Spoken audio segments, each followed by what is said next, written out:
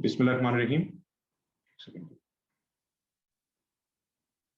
चलें जी, चलिए यहाँ से शुरू करते हैं जी। आज का हमारा जो सेशन है वो एक तो जो प्रीवियस सेशंस हैं हमने उस पे उससे काफ़ी चीज़ें हमने उसमें आपका डिस्कस की हैं। सबसे पहले तो आपको मैं बताऊं जी कि ये जो हमारे जो सेशन हो रहे हैं ये एक बेसिक इंट्रोडक्शन है, और ये इंट्रोडक्शन जो है इसका मकसद है कि आपकी जो ऑब्जेक्टिविटी है, आपकी जो सलाहियत है ये कुर्बानी का काम खुद से करने की, उसमें सबसे पहले ये बेहतरी आए कि आपकी जो सोच है वो इम्प्रूव हो और आप खुद से ये फैसला ले सकें कि आपने कुर्बानी का काम अगर करना है तो क्यों करना है, आपके ऑब्जेक्टिव्स, आपकी गोल्स क्या हैं, आपका कस्टमर कौन है, आपने वो किस नौइयत का जानवर पालना है, आपने वो कितने अरसे के लिए पालना है। बहुत से लोग ये जो अहम जो सवालात हैं ये पूछे बगैर ये काम शुरू कर देते हैं, जिसकी वजह से बाद में जाकर उनको काफी जो मुश्किलात है सो उसका सामना करना पड़ता है, क्योंकि उनको ये अपना मालूमात पहले से किसी ने दी नहीं होती थी। तो जो पिछले सेशन थे हमारे उसमें हमने एक तो बात की थी आपका ये फंक्शनैलिटी की और आपका लग्जरी की। तो इसमें तो ये था कि जी एक आपका मोबाइल फोन है जी वो ये 1500 रुपए का है जी, एक मोबाइल फोन आपका 3 लाख रुपए का है जी। दोनों का मकसद से दोनों का बेसिक मकसद आपका कॉल करना है जी। ये 1500 वाला मोबाइल जो है वो भी कॉल करता है जी, और 3 लाख वाला से जो मोबाइल है वो भी करता है जी। तो जो फंक्शनैलिटी की जो बात आती है जी सर, ये फंक्शनैलिटी में जानवर की मूवमेंट, जानवर की हर वो हरकत या हर वो स्ट्रक्चरल सर उसकी ये मजबूती से लेकर उसकी लातों से लेकर हर वो चीज जिससे उसकी जो जिंदगी का जो फंक्शन है वो इम्प्रूव होता हो। फिर हमने सर थोड़ी सी बात की थी क्लासिफिकेशन के ऊपर जी। आपका जो देसी और विलायती जानवर है जी, बाहर इनकी क्लासिफिकेशन आपका बॉस टॉरस और बॉस इंडिकस भी की जाती है। और फिर क्लासिफाई करने का तरीका ये है जी कि आपको जैसे आपको पिछले सेशन में बताया था जी कि जितने भी जानवर सर हमारे पास जो डोमेस्टिकेट हो चुके हैं, जो हमने पालतू किए हैं, तो इंसान ने अपनी आसाइश के लिए, अपनी आसानी के लिए, अपनी बेहतरी के लिए इनको आपका पालतू किया है जी। कि पहले जमाने में आपका जानवर जब पालतू हुआ था उससे दूध हासिल किया जाता था जी, जो कि आज भी किया जाता है, गोश्त हासिल किया जाता है। और जब हमारे पास ये ट्रैक्टर नहीं थे, हमारे पास ये टेक्नोलॉजी नहीं थी, तो जानवर को हल चलाने के लिए इस्तेमाल किया जाता था जी। जानवर को आपका वजन खींचने के लिए इस्तेमाल किया जाता है, जो कि आज भी किया जाता है। कुछ इलाकों में आप देखेंगे, आपको बहुत से इलाकों में जो है ये ऊंट गाड़ियां भी। ये मेहरबानी करके जी इनका म्यूट कर देंगे खैर से। हाँ जी।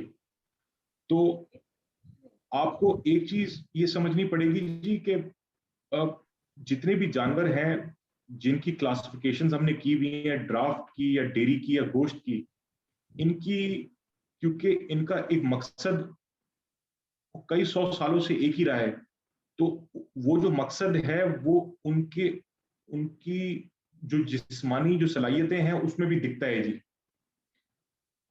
जैसे कि आप देखेंगे जी कि आपके जो दाजली जानवर हैं या आपकी जो भागनाड़ी जानवर हैं, ये जानवर आपको बाकायदा इस तरह दिखते हैं जी कि अल्लाह ताला ने इन जानवरों को बनाया है किसी मेहनत करने के लिए। और जो चोलिस्तानी में कुछ इस तरह की खाल और उसका जो वजन है, आप उससे अंदाजा लगा सकते हैं जी कि वो बड़ा एक कोई सुस्त जानवर है जी। खैर, फिर हमने सब ब्रीड्स के ऊपर बात की थी जी कि पाकिस्तान में कौन कौन सी ब्रीड्स हमारे पास यहाँ पे मौजूद हैं जिनके ऊपर आपके जो कुर्बानी वाले जानवर जिनसे निकलते हैं जी। फिर हमने ये पिगमेंटेशन की बात की थी, आपकी रंगत की बात की थी और खूबसूरती की बात की थी। तो जी सबसे पहले तो मैं आपको बताऊं जी, चाहे कुर्बानी का काम आपको जैसे एक मिसाल दी मैंने कि 1500 रुपए वाला मोबाइल और 3 लाख वाला मोबाइल, चाहे आपका कुर्बानी का जानवर 60,000 का है चाहे वो 60 लाख रुपए का है, सबसे पहले ये जो शराइत हैं आपके सामने ये उन सब जानवरों पे लागू होते हैं। जानवर का 2 दांत होना जरूरी है जी। बहुत से हमारे दोस्त अहबाब अगर कोई ऐसे हैं जिनको ये दांतों के हवाले से थोड़ी बहुत मालूमात अगर वो चाहते हैं मैं दूं तो अपना अभी हाथ रेस कर दें, वरना मैं आगे बढ़ता हूँ जी। खैर, जानवर का दो दांत होना आपका जो है, ये आपका सर जरूरी है, ये एक शर्त है जी। अगर कुर्बानी का जानवर आप सर अल्लाह की राह पे कुर्बान कर रहे हैं जी, तो उसकी से दूसरी शर्त यह है कि वो 10वीं 11वीं या 12वीं जिलहज को वो कुर्बान होगा जी। आप एक दिन पहले नहीं कर सकते जी, एक दिन बाद नहीं कर सकते जी। तो ये एक ऐसी शर्त है कि आपकी जो ऑब्जेक्टिव्स हैं, आपका जो मिशन है, ये उसमें शामिल है जी। ये वो चीजें जो हम इसमें आप तब्दील नहीं कर सकते जी। सर, जानवर का सींग नहीं टूटा हुआ होना चाहिए। इसमें बहुत से उलमा कराम हैं जिनके मुख्तलिफ अपना आपका जाविये हैं उसके ऊपर जी, आपका डी हॉर्निंग के ऊपर, मगर हम उन पे अभी बहस नहीं करेंगे जी। कान का जो है, सब बहुत से जानवर होते हैं जी, उनका कान हल्का सा कटा हुआ होता है जी। तो जैसे कि हमें सर आलम दीन ने बताया जी कि 1/3 जो है कान का कटा हुआ होना वो एक्सेप्टेबल है। हालांकि जो 1/3 या सर 3 हिस्सों में से एक हिस्सा अगर कटा हुआ भी है तो उसका नुकसान ये भी होता है जी कि उसकी जो खूबसूरती है उसमें कमी आती है जी। जानवर का किसी किस्म की जानवर की जो डिसेबिलिटी है, वो अंधा नहीं हो सकता जी, आपका नाबीना नहीं हो सकता जी, ये लंगड़ा नहीं हो सकता जी। और अगर तो बछड़ी या गाय है तो उसका ज्ञापन होना या दूध देता हुआ होना जो है, ये भी एक ऐसी शर्त है जो, तो आप ये समझें जी कि ये आपके ऑब्जेक्टिव्स वो हैं कि आप छोटे से छोटा काम करना चाह रहे हैं कुर्बानी का, या बड़े से बड़ा काम करना चाह रहे हैं, तो आपकी ये आपके सर वो कानून है कि इनके अंदर रहते हुए आपने काम करना है। तो आपकी ये तो वो ऑब्जेक्टिव्स हैं जो कि ना हम तब्दील कर सकते हैं, ना हम इसमें कुछ कर सकते हैं जी। हमें इनके अंदर रहते हुए हमें काम करना है। अब जो है जी, हमने 2 सेशन पहले हमने बात की थी जी। क्या हो गया? हाँ क्या जी हो गया? सब कुछ लिख दिया है, सब कुछ पोस्ट करने वाली थी, पूरा पीछे कर दिया। सर, इनको म्यूट कर दें प्लीज जी। ये इमरान साहब प्लीज अपने आप माइक को म्यूट कर दें जी। तो मैं आप सबको बता रहा था जी कि हमने जो प्रोडक्शन के फैक्टर्स हैं जो आपके जानवर के वजन बढ़ाने में जो सर इफेक्ट करते हैं जी, वो सर जानवर की नस्ल है, जानवर की उम्र है, चाहे सर जानवर की अपने जिन्स है, जानवर की जेनेटिक पोटेंशियल क्या है जी, कि जानवर के अंदर कितनी सलाहियत है वजन बढ़ाने की, उसमें उसके आबाओ अजदाद से लेकर बाद में उसकी फिनोटाइप से लेकर ये हर चीज इसमें शामिल होती है जी, जो डिसाइड करती है जानवर किस मौसम में पल रहा है जी, जानवर कितने बड़े इलाके में पल रहा है जी। आप देखें ना जी, जैसे इंसान है, इंसान को भी 24 घंटे में आप इंसान कितना भी काम कर ले, उसको इंसान को वो कम उपेश 5 से 6 घंटे नींद के चाहिए होते हैं जी। तो इसी तरह जानवर जो है, जानवर को भी वही आसाइशें चाहिए जो इंसान को चाहिए होती है, जिसको उसको भी आपको सुकून चाहिए, उसको ना ज्यादा सर्दी चाहिए ना ज्यादा गर्मी चाहिए, उसको दूसरे जानवरों से थोड़ा सा फासला चाहिए। तो ये सारी जो चीजें जो एनवायरमेंटल स्ट्रेस में आती हैं, उसमें आप देखेंगे जी उसमें मौसम, एरिया, इंफ्रास्ट्रक्चर और स्ट्रेस के लेवल्स हैं। फिर जानवर को खुराक चाहिए जी। अगर आप जानवर को अच्छी खुराक देंगे तो उसकी जो प्रोडक्शन है या तो बेहतर होगी, अगर अच्छी खुराक नहीं देंगे तो उसकी प्रोडक्शन आपके नीचे की तरफ आएगी जी। फिर उसके बाद आ जाती हैं जी आपकी एनिमल हस्बेंड्री और मैनेजमेंट की स्किल्स। तो ये तो वो फैक्टर्स हैं जो कि जानवर की जो प्रोडक्शन है उसको इफेक्ट करते हैं। अभी आज जो हमारी डिस्कशन है, ये नीचे हमारे पास आ जाता है जी आपके फैक्टर्स जो आपकी जो प्रॉफिटेबिलिटी को वो करते हैं जी। जो प्रॉफिटेबिलिटी है जी, और प्रॉफिटेबिलिटी में क्या है जी कि आपने अगर कुर्बानी के जानवर पाल के बेचने हैं तो ज्यादा से ज्यादा ये मुनाफा बख्श इसको किस तरह किया जाए। तो ये फैक्टर्स जो हैं, इन फैक्टर्स के जवाब देने के लिए सबसे पहले तो आपको ये सवाल पूछने पड़ेंगे अपने आप से कि आपकी जो कॉस्ट ऑफ प्रोडक्शन है वो क्या है। इसके बाद जो है हम बात करेंगे जी कि आप जानवर कब खरीद रहे हैं और कब बेच रहे हैं, और जानवर कितने का आप खरीद रहे हैं और कितने का बेचना चाह रहे हैं, और जानवर आप कहाँ से आप खरीद रहे हैं और कहाँ बेचना चाह रहे हैं। तो जी सबसे पहले आज का जो सेशन है मैं पहले इस पर डिस्कस करता हूँ, फिर बाद में हम इसको रिकैप भी कर लेंगे इंशाल्लाह जी।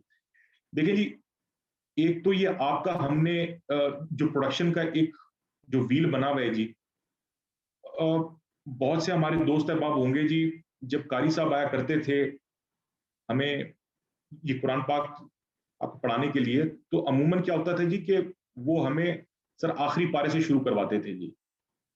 तो ये जो हमारे जो गोल्स हैं, मैं भी आपके सामने ये पेश करना चाह रहा हूं जी कि जानवर खरीदना बहुत आसान है जी, जानवर पालना भी बहुत आसान है जी। बेचने के वक्त सबसे बड़ा सवाल ये उठता है कि हम बेच रहे किसको हैं।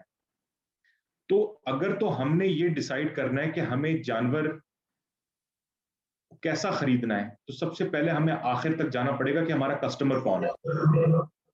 जब हम इस बात का जवाब दे पाएंगे, तभी जाकर हम फैसला कर सकते हैं कि हमने जानवर कैसा खरीद।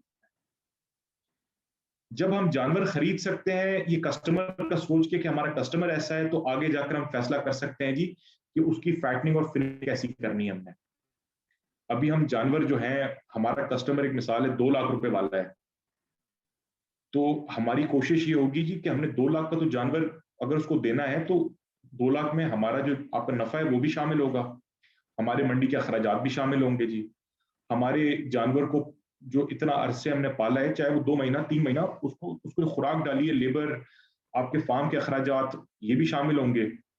तो आप ये जब सारे जो अखराजात निकालेंगे, तो आपको अंदाजा होगा कि मुझे जानवर अगर इस कस्टमर को बेचना है, इस प्राइस की रेंज वाले को, तो मेरे पास ये खरीदारी का ये बजट है।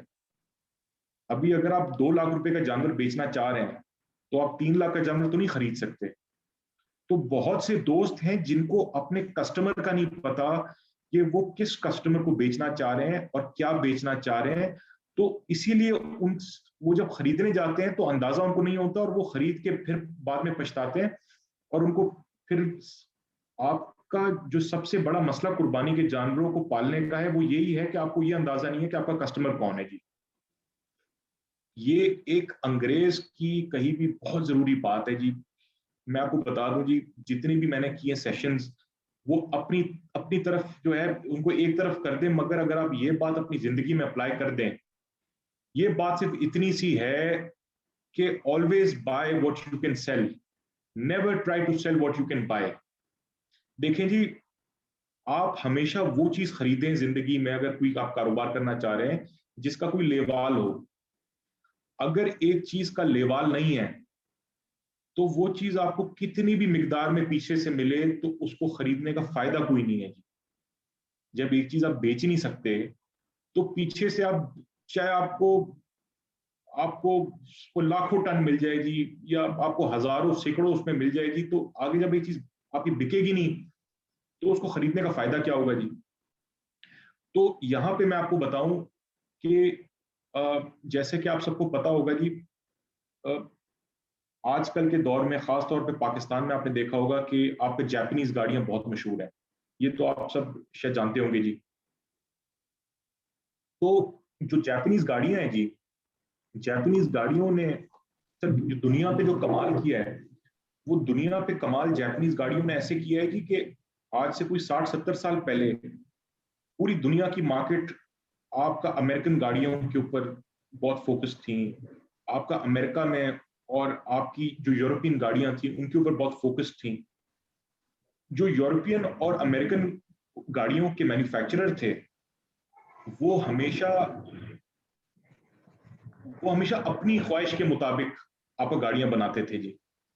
और वो चाहते थे जी कि उनकी मर्जी की गाड़ी हो और गाहक उनकी।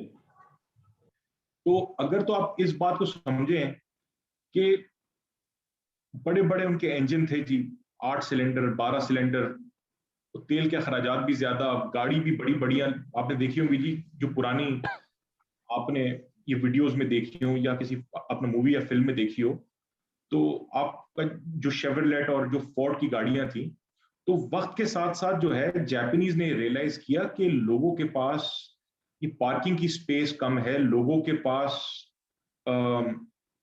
और बहुत सी चीजें कम है। तो ये पैसों का मसला है। तो जापानीज ने जो गाड़ियां बनाना शुरू की, जापानीज ने वो गाड़ियां बनाना शुरू की वो कस्टमर के मुताबिक, गाड़ियों को छोटा कर दिया, गाड़ियों के जो इंजन हैं उनको भी छोटा कर दिया। लिहाजा आपको सबसे पहले ये समझना पड़ेगा जी कि अगर तो आपकी ख्वाहिश है कि आप एक रोल्स रॉयस इजाद करें, तो सबसे पहले आपको ये देखना पड़ेगा कि उसके लेवाल कितने हैं। देखिए, हमारा जो मकसद है वो ये कुर्बानी के जानवर तैयार करना नहीं है। हमारा मकसद है खरीदने से लेके आखिरी हल्क जो उसका है, आखिरी तक जो जानवर हमने बेचना है, वहां तक का हमारा मकसद है कि आप इसमें एक तो ये फायदा भी हासिल करें, आपको इस कारोबार में ये फायदा भी हो, साथ साथ आपके मुल्क को भी फायदा हो। क्योंकि आप देखेंगे जी, जितने भी हमारा जो लाइफ स्टॉक का सेक्टर है, ये एक ऐसी सनत है जिससे आपके पूरे मुल्क का एक पहिया घूमता है जी। तो अभी हम फिर आगे जी आपका जो फंक्शनैलिटी और लग्जरी के ऊपर, अब आप मुझे बताएं, आज आप सबके सामने ये जो मोबाइल के मैंने सेट आपके सामने पेश किए हुए हैं, आपने सबसे पहले ये डिसाइड करना है कि कुर्बानी का काम शुरू करने से पहले आप वो किस तरह का काम करना चाहते हैं जी। सबसे पहले तो आप ये डिसाइड कर लें आज, क्योंकि आगे के हमारे जितने भी सेशंस होंगे, अगर आपके पास अपनी ऑब्जेक्टिविटी अब तक नहीं आपको हासिल हुई, तब तक जो है फिर आप फिर भी कंफ्यूज रहेंगे जी। आगे फिर इसका कोई हल नहीं है हमारे पास। अब वो कंफ्यूजन क्या है जी, आपने सबसे पहले ये तय करना है जी कि आपने जो ज्यादातर हमारी आबादी है, आपने लाखों लोगों को जो है, आपने आपने उनको अपना लेवाल बनाना है, या आपने 100 लोगों को अपना लेवाल बनाना है, या आपने हजारों को अपना लेवाल बनाना है। देखे ना जी, इसमें सबसे बड़ी बात आती है कि जो 1500 वाला मोबाइल है, इसके लाखों लेवाल होंगे। 60,000 आपका 60,000 वाला मोबाइल जो है, इसके ये हजारों होंगे।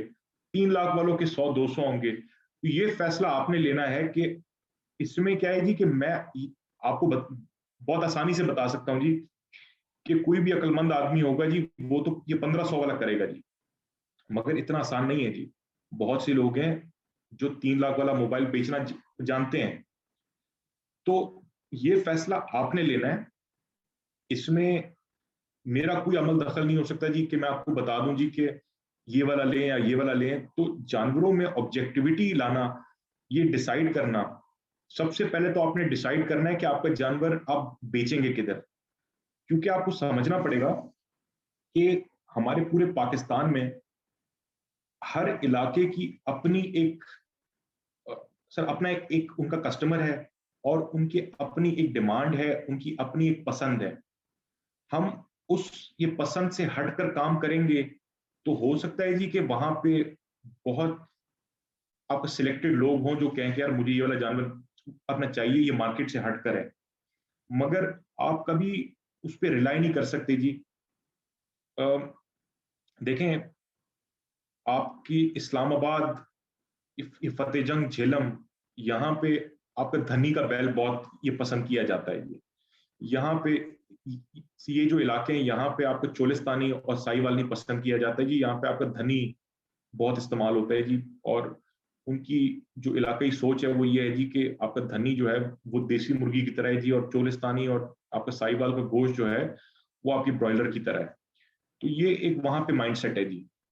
क्वेटा में अगर आप देख लें जी, तो क्वेटा में ना तो वो चोलिस्तानी का कॉन्सेप्ट है जी, ना तो वहां पे धनी का कॉन्सेप्ट है। वहां पे ज्यादातर आपका दुम्बा किया जाता है।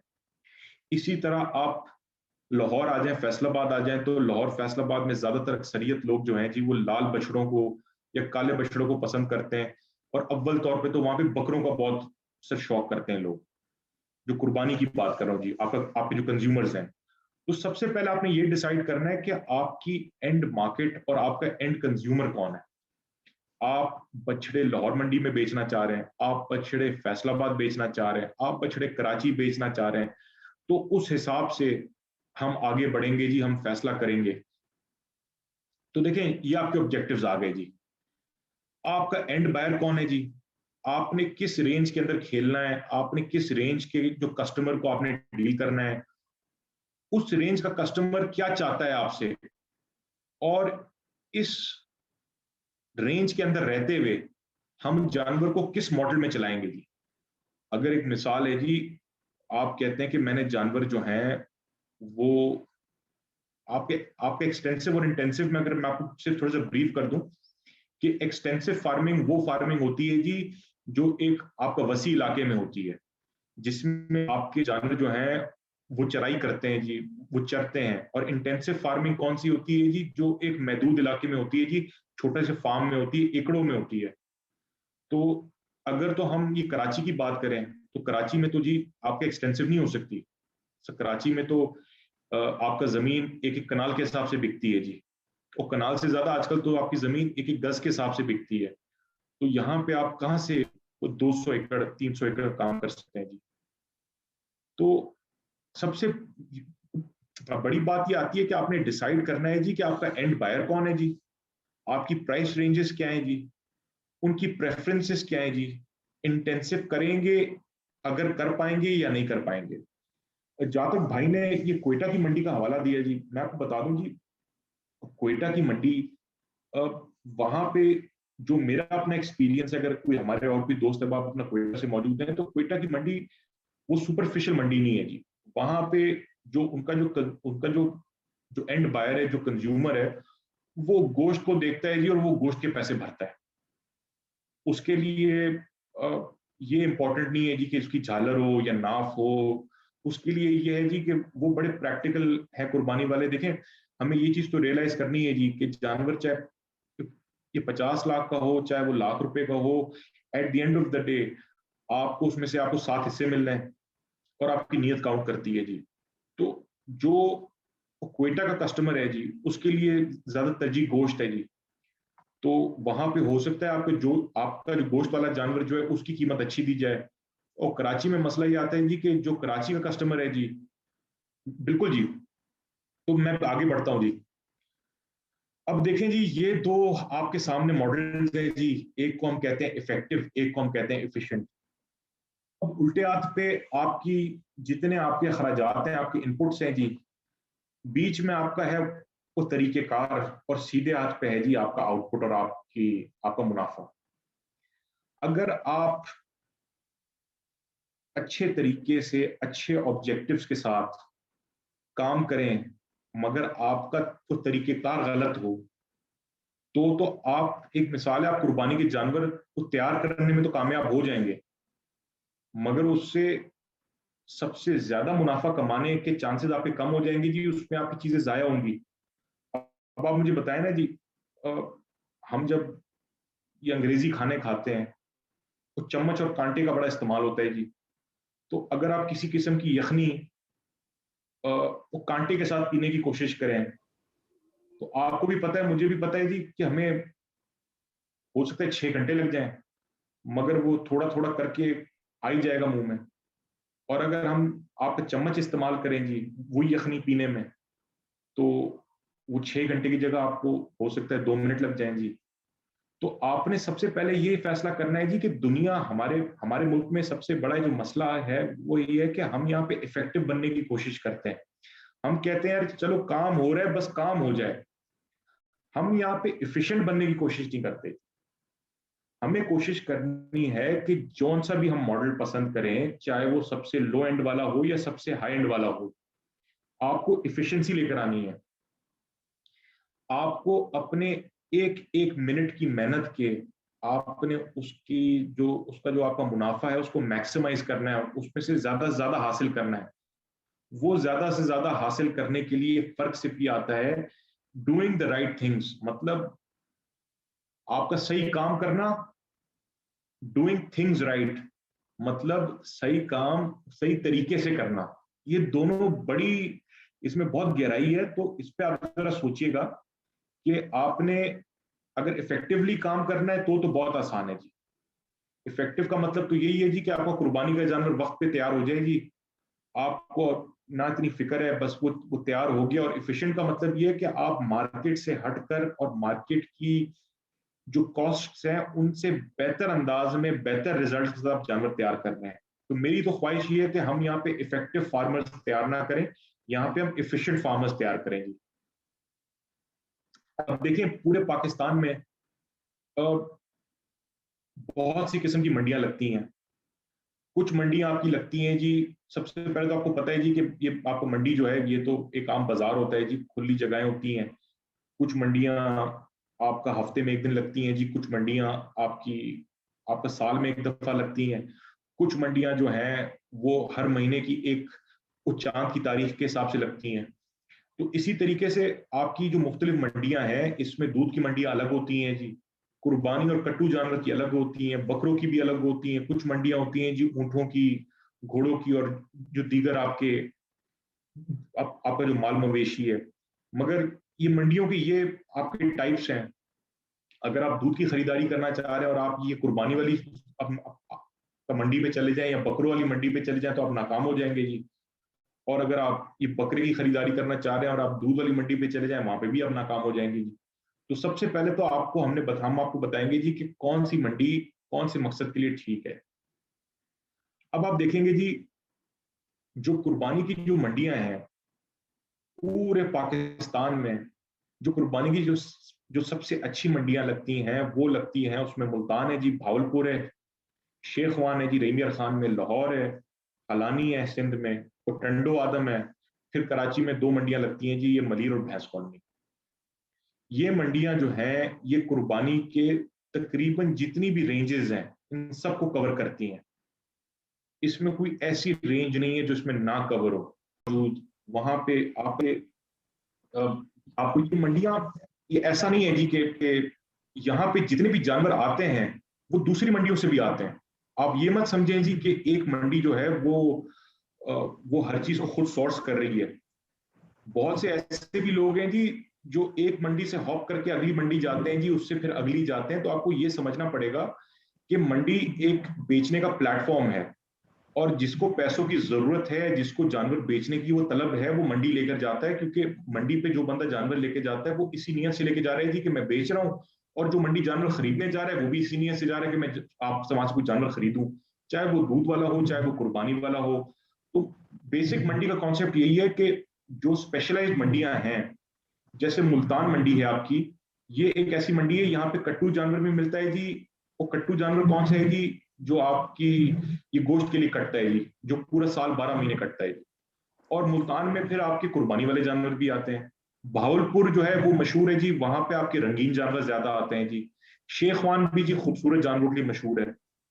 लाहौर एक मंडी है जी, लाहौर में आपका दूध वाला जानवर भी आता है जी, वहां पे आपका कट्टू भी आता है जी, वहां पे आपका ये कुर्बानी वाला जानवर भी आता है जी। तो बहुत से जानवर लाहौर से शेखवान भी जा रहे होते हैं, बहुत से जानवर मुल्तान से लाहौर भी जा रहे होते हैं। तो ये देखें, ये पूरा हमारा जो इकोसिस्टम है पूरे पाकिस्तान का, वो इसी बुनियाद पे चल रही थी कि जहां पे बेहतर पैसे मिल रहे होंगे, या जहां पे जितना जल्दी जानवर बिक रहा होगा, जहां पे जितनी अच्छी गाहकी होगी, वहां पे वो जानवर ज्यादा जाएगा जी।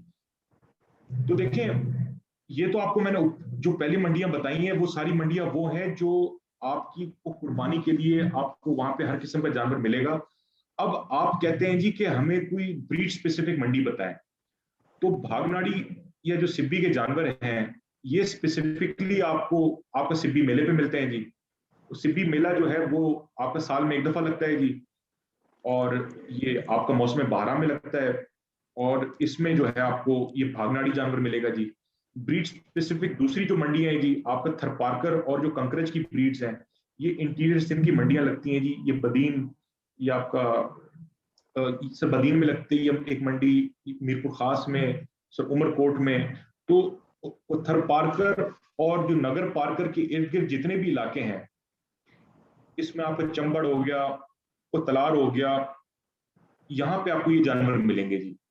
अब जो धन्नी का जानवर है जी, धन्नी का जानवर आपको ज्यादातर मिलेगा आपको सर नॉर्थ वेस्टर्न पंजाब में मिलेगा, जहां पे वो चीज पाई जाती है। तो आप ये चीज रियलाइज करें कि अगर तो आपने एक जानवर ढूंढना है, जितना करीब उसका हैबिटेट होगा जी, वहां उतना आपको आसानी से मिलेगा वो जानवर। अब हम आ जाते हैं जी कि मंडी की जो फवायद हैं और जो नुकसान हैं उस पर जरा थोड़ा सा 2 मिनट बात करते हैं, ताकि आपको भी अंदाजा हो, हमें भी अंदाजा हो ना जी। तो ये मंडी का जो सबसे पहला फायदा क्या है जी? मंडी का सबसे बड़ा फायदा ये है कि मंडी एक कन्वीनियंट जगह है जी। हर किसी को पता है जी मंडी यहां लग रही है। हर किसी को पता है जी कौन सी तारीख पे लग रही है, और हर किसी को पता है कि इसकी टाइमिंग क्या है। तो ये मंडी जो है बेचने वाले के लिए भी एक्सेसिबल है और खरीदने वाले के लिए भी एक्सेसिबल है।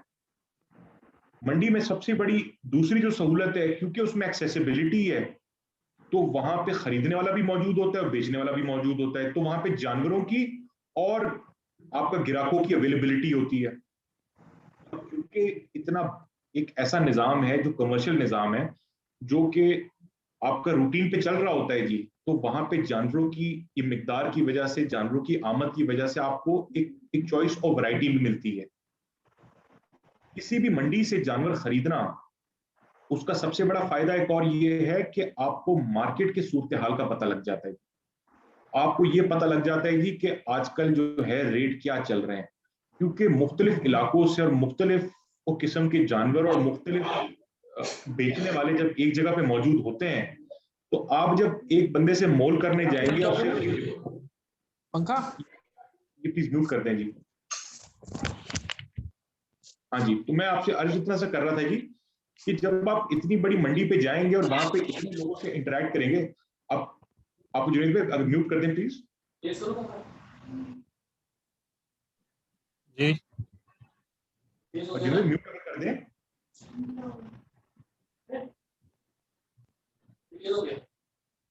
हाँ जी, तो मैं अर्ज ये कर रहा था जी कि मंडी में सबसे बड़ा फायदा ये है कि आप वहां पे रेट्स और जानवरों के मोल और जानवरों के भाव का आप अंदाजा लगा सकते हैं जी कि अभी जानवरों के भाव क्या चल रहे हैं जी, जानवरों की मंडी में ये मंदा है या तेजी है।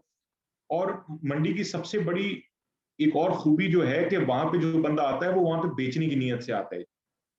हम व्हाट्सएप पे देखते हैं, हम दीगर जगहों पे देखते हैं जी, हम किसी के पास जानवर मांगने के लिए चले जाते हैं, तो होता क्या है जी, अगले के पास एक बड़ा जवाब होता है जी, वो कहता है जी कि मैंने तो ये अभी बेचना नहीं है, मैं तो शौक कर रहा हूं, अभी नहीं बेचना, बाद में देखूंगा।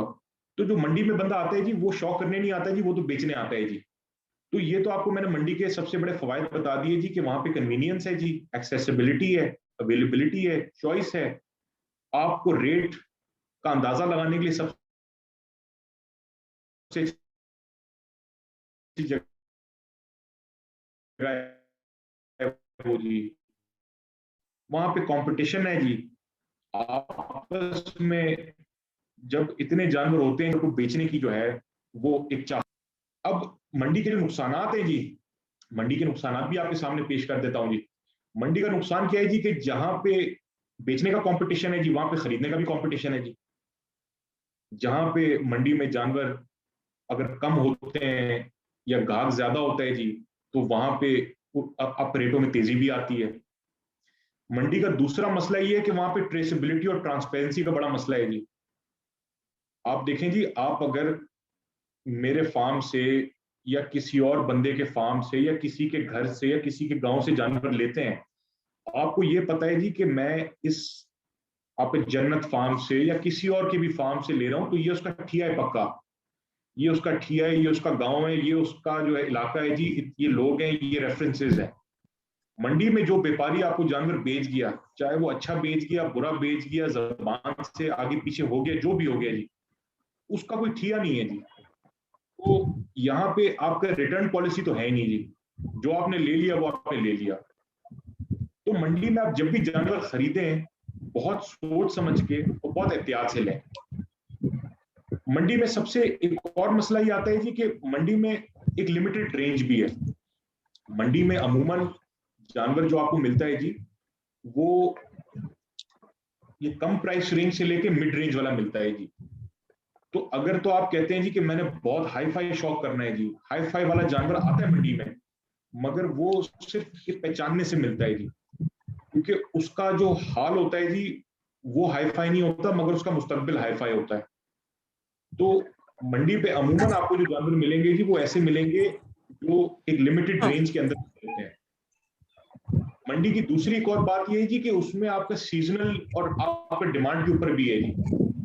मंडी में कुछ ऐसा टाइम आता है जी जब आपके कुर्बानी के जानवरों की आमद बढ़ जाती है।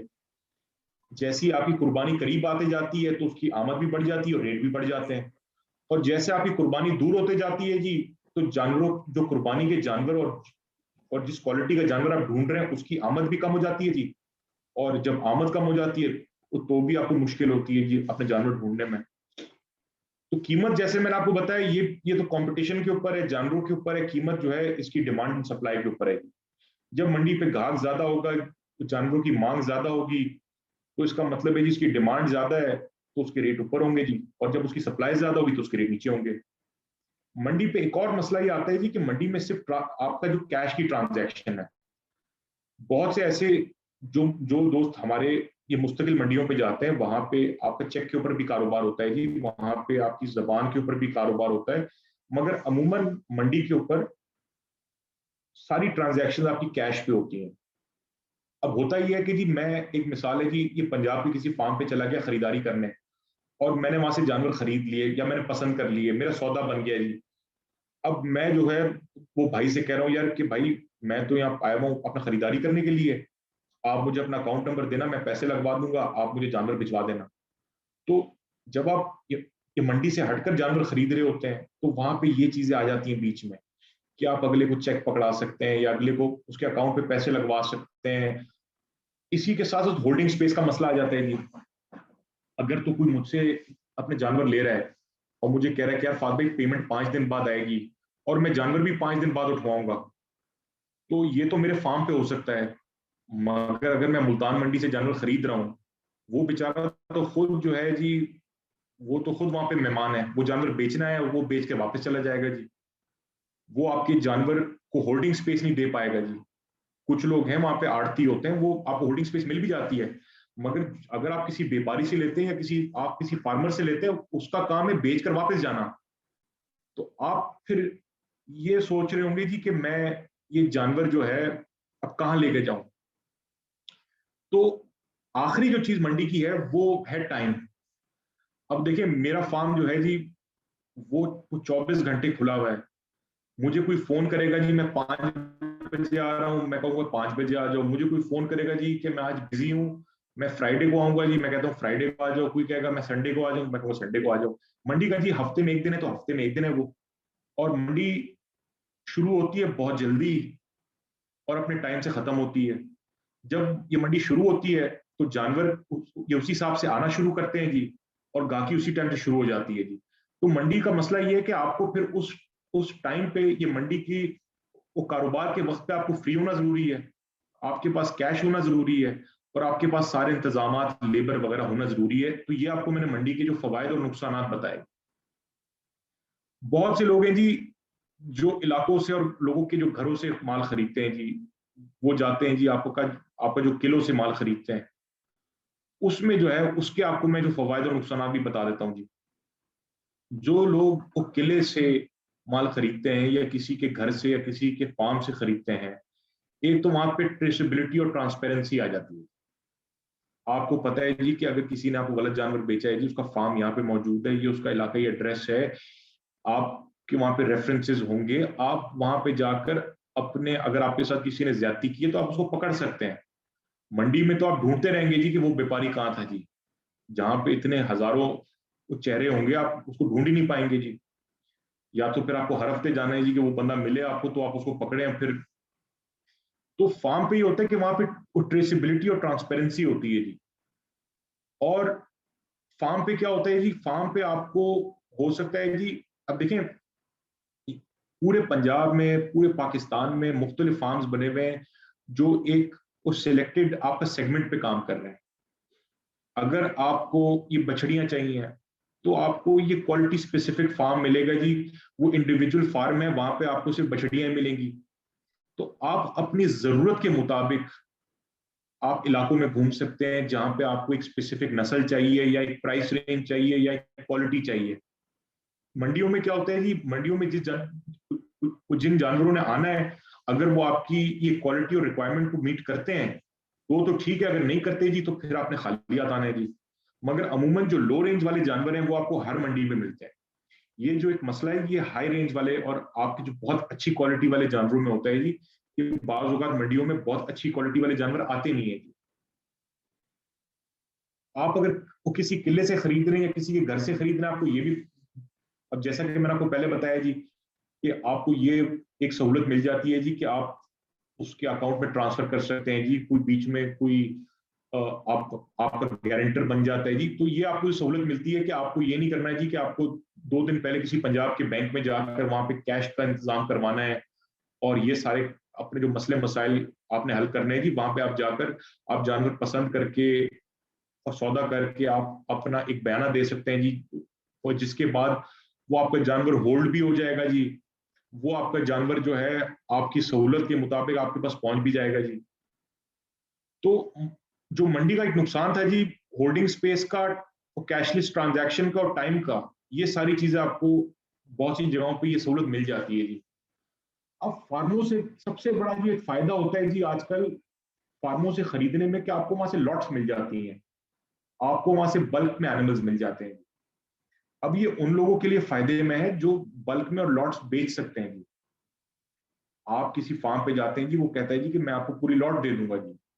अब हो सकता है उसमें से आप एक जानवर खरीदना चाहें तो आपको महंगा पड़े जी, जब आप 20, 30, 40 जानवरों का सौदा करते हैं और अगला देखता है जी कि उसको पैसे मिल रहे हैं, तो वहां पे भी आपको जो कंसेशन मिलती है। तो ये फायदा जो है ये लॉट्स का और जो बल्क में खरीदने का में नहीं है जी। अमूमन मंडी में एक बंदे के पास लॉट भी खड़ी हुई होगी तो ये मंडी पे वो जानवर लेकर आएगा जी जो उसने बेचना है, वो पूरी लॉट खड़ी नहीं करेगा मंडी में, क्योंकि आपको पता है कि इतने बड़े सौदे मंडियों में होते नहीं है। तो जी इसके बाद अभी हम आते हैं जी, अगर आप इंडिविजुअल इलाकाई खरीदारी कर रहे हैं उसके नुकसान क्या हैं जी। सबसे पहला तो नुकसान ये है कि इनकन्वीनियंट बहुत है जी। अब पंजाब में इतने इलाके हैं, इतने घर हैं, इतने व्यापारी हैं, उनको ढूंढना और ईमानदार और अच्छे बंदे को ढूंढना ये बड़ा सवालिया निशान उठता है जी। तो एक्सेस नहीं है हर किसी के पास, कितने फार्म छुपे हुए हैं जी, वो ढूंढ ढूंढ के जो है आपको नहीं मिलते जी। फिर एक मसला है जी अवेलेबिलिटी का जी, जिस फार्म पे आप जाना चाह रहे हैं उनके पास जानवर क्या मौजूद है उस वक्त क्या नहीं है, आपकी मर्जी के, आपकी रेंज के। फिर क्या मसला है जी कि लैक ऑफ चॉइस और वैरायटी, कि जिस वैरायटी या चॉइस आपको चाहिए जो आपको मंडी में हजारों जानवरों में मिल रही है, हो सकता है आपको वो चीज 20 या 25 या 50 जानवरों में ना मिले जी। इसके बाद जो मसला आता है जी वो तो है ना, अगर आप जाते हैं जी किसी के इलाके में किसी के घर पे, वो आपको मना कर देता है जी। अब वो मना करता है या तो इसलिए कि आपके रेट बढ़े हैं, या तो वो मना इसलिए करता है जी उसने उसको बेचना नहीं है। दोनों सूरतों में आप जब इलाकों से और घरों से माल खरीदेंगे तो ज्यादातर चांस ये होता है कि अगर आपको नहीं बुलाया गया और आप खुद से जा रहे हैं तो आपको उसके पैसे भरने पड़े। तो ये तो मैंने आपके सामने जो है ये मंडी और आपका इलाकाई जो खरीदारी है इसके मैंने आपको नुकसान बता दिए। एक जो बड़ी जबरदस्त जो तरीका है वो कुर्बानी के जानवर खरीदने का, वो फिर महंगे जानवरों में अप्लाई होता है जी, ये छोटे जानवरों पे अप्लाई नहीं हो सकता जी, क्योंकि आपको पूरा साल पालना पड़ता है। महंगे जानवरों में क्या होता है जी कि हम अमूमन आपका जब वो सोराब गोट की मंडी लगती है या पंजाब की बड़ी मंडियां लगती हैं ईद से पहले, तो फिर हम अगले साल की खरीदारियां उन्हीं मंडियों से शुरू कर देते हैं जी। और वहां पे पूरे पंजाब और पूरे पाकिस्तान से जानवर आए हुए होते हैं, तो वहां पे तो आपको वैरायटी भी मिलती है, वहां पे तो आपको पूरी दुनिया है जी। तो सिर्फ उसमें नुकसान सबसे बड़ा क्या है जी कि आप देखें कि वो जानवर क्या इतनी वो सलाहियत रखता है कि उसको पूरा साल पाला जाए, ये नुकसान है जी। आप ये नहीं कर सकते जी कि जानवर आपको 50,000 का मिल रहा है जी, आपने अपना सुराबोट मंडी से 50,000 का जानवर लेके उसको 2.5-3 लाख रुपए खिलाकर फिर नुकसान में बेचा। अगला अगर बेच रहा है तो वो भी किसी वजह से बेच रहा है। तो उस जानवर का इस काबिल होना और आपके वो कस्टमर की डिमांड होना और आपकी मेहनत इतनी अच्छी होना कि आप उस जानवर को अपना मुनाफा बख्श बना दें, ये बहुत जरूरी है अगर आप इस तरह खरीदना चाह रहे हैं जी। अब मैं आपको जो आखिरी जो आज का जो टॉपिक है उसका आखिरी मैं वो बताऊंगा जी कि आपको एक चीज याद रखनी है जी, महंगे जानवर अमूमन वक्त से पहले खरीदे जाते हैं, ये एक आपका लग्जरी है। और सस्ते जानवर जो है वो आखिरी दिनों बिकते हैं। तो अगर तो आप जैसे तो सुराब गोट की मंडी से जानवर खरीद रहे हैं अगले साल के लिए, तो आखिरी 10 दिनों के अंदर आपको ये महंगा जानवर ये मुनासिब पैसों में मिलेगा क्योंकि उसका वक्त गुजर चुका होता है। और अगर आप महंगा जानवर सोराब को बेचने आ रहे हैं तो आप ये अंदाजा लगा लें कि आपको वक्त से पहले वो जानवर बेचना है। तो देखिए जी, ये तो आज हमने ये मंडियों की हमने डिस्कशन की है। मैं अभी इस पे जो मजीद हमारी जो डिस्कशन नेक्स्ट होगी वो होगी कि मंडियों से खरीदारी कैसे करनी है, आपकी ट्रांसपोर्टेशन की कॉस्ट्स क्या हैं, आपकी दीगर अखराजात क्या हैं। आप सब पहले अपनी ऑब्जेक्टिविटी पे जरूर सोचें कि आपने जानवर कैसे लेना है, आपका बिजनेस मॉडल क्या है, और हम इस चीज को एक्सप्लोर करेंगे आगे।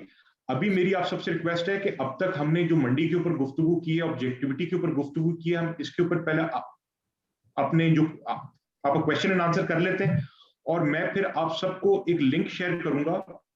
ये लिंक जो है ये हमारा एक क्विज है। जिन मेंबर्स ने हमारी वीडियोस और हमारा जूम का सेशन आपका शुरू से आपने अगर देखा है तो वो तो ये क्विज अभी दे सकते हैं।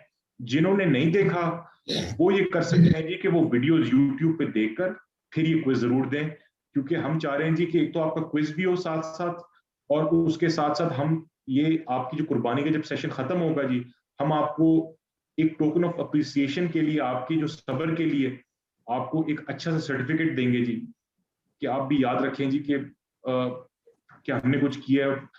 अभी जो सवाल जवाब से पहले मैं सबसे इंपॉर्टेंट बात आपको बता दूंगा जी। अगर तो आप जुनेद भाई आप ये यूट्यूब का लिंक अगर यहाँ पे शेयर कर दें, हमारे ये जो मेंबर है i5 ये अपने रिक्वेस्ट कर रहे हैं। तो देखिए, सबसे इंपॉर्टेंट जो बात है आज की, मैं आप सबसे ये शेयर करना चाहता हूँ जी कि किसी भी काम करने के लिए कोई मकसद होना चाहिए। अब हम ये जो आपके लिए टाइम निकाल रहे हैं और आप हमारे लिए जो टाइम निकाल रहे हैं, इसका मकसद क्या है जी कि दुनिया जो है वो दुनिया की आबादी बढ़ रही है, दुनिया की आबादी मुसलसल बढ़ रही है जी। ये पानी की किल्लत भी है, लोग जो हैं उनको उनकी जो जरूरत के मुताबिक उनको ग़िज़ा नहीं मिल रही। तो हमें इंसान होने के नाते, ये मुसलमान होने के नाते और एक अच्छा शहरी होने के नाते हमारे पे ये जिम्मेदारी है जी कि हम अपने रिसोर्सेज को बिल्कुल आपका सही तरीके से यूज करें। चाहे आप डेयरी फार्मर हैं, चाहे आप कुर्बानी के लिए काम कर रहे हैं, चाहे आप किसी भी सेगमेंट के ऊपर काम कर रहे हैं जी, हम पे सबसे बड़ी जिम्मेदारी ये आती है जी कि हम अपनी आने वाली जो नस्लें हैं उनके लिए कुछ करें। हमें अपनी दूध की प्रोडक्शन को बढ़ाना है, हमें अपनी गोश्त की प्रोडक्शन को बढ़ाना है जी, और हमारी जो रिसोर्सेज हैं, हमारे पास जो नेमतें हैं, जो अल्लाह की मेहरबानी से बहुत है मगर हैं तो लिमिटेड। देखिए ना जी, ये मकई और गंदम को देख लें, इस दफा आपकी जो गंदम की शॉर्टेज हुई उससे आप अंदाजा लगा लें कि एक लिमिटेड रिसोर्स को अच्छे तरीके से इस्तेमाल करना, ये हम सब के ऊपर जो है एक ऐसी जिम्मेदारी है जो हमें इसको बहुत सीरियसली लेना पड़ेगा जी। तो मेरी आप सबसे रिक्वेस्ट है कि अगर तो हमने अपने मुल्क के लिए कुछ करना है जी, ये बात मैं पहले भी कर चुका हूं जी कि हमारे मुल्क में वो कमो पेश ये 12 करोड़ जानवर हैं। 12 करोड़ जानवरों में आपके ऊंट, दुम्बे और आपके बैल, भैंसें, हर चीज शामिल मैं कर रहा हूँ 12 करोड़ जानवरों में।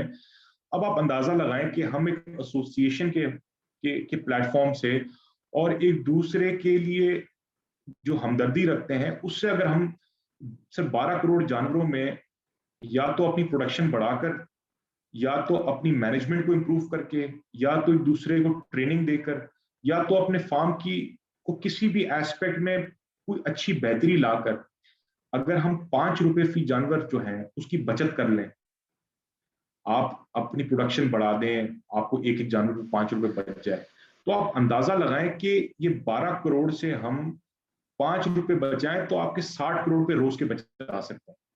तो आप सोचें जी कि हम अपने मुल्क के लिए और अपने मुल्क के लोगों के लिए क्या कुछ करना चाहते हैं।